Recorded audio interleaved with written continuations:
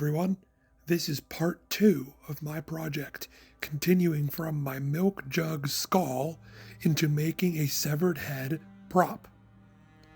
To start this process, you're going to want to get some spray foam. I have good experience with Loctite gaps and cracks, but you should also test and try other brands, see what works and what doesn't. I wanted this head to be dense, and I am learning more about spray foam every day. So I'm testing to see how much it expands. I used quite a lot on this project, about 1 can, and I'm just going to see what happens with the material. Around 5 minutes or so after you finished spraying the spray foam, you are able to mold and sculpt the spray foam, which becomes more like a soft putty. Be sure to wear gloves, as spray foam is also very sticky and will get stuck to your skin. As it was drying, I also peeled open the bottom of what would be the neck of this head to make it look gory and ripped apart. The later paint job will also help sell this look.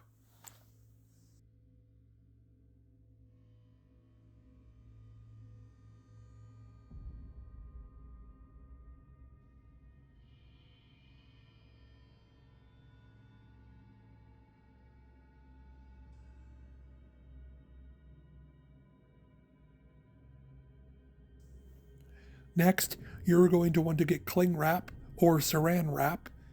You should also wear a respirator or a gas mask and have an open window with a fan blowing during this step, as burning plastic is not good for your lungs. I wrapped the plastic wrap around the skull head and went over the head lightly with a heat gun.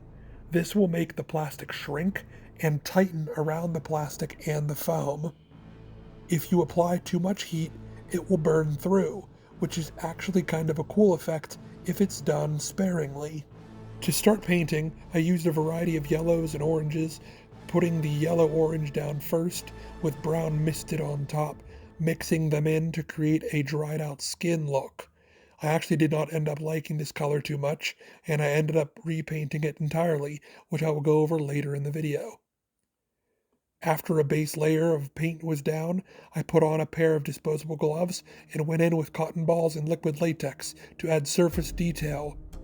Think of these like muscle tissue or tendons on the face.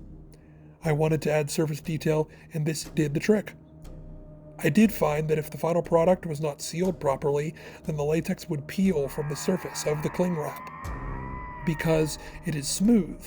So be careful and make sure everything is sealed before you finish or use your final prop.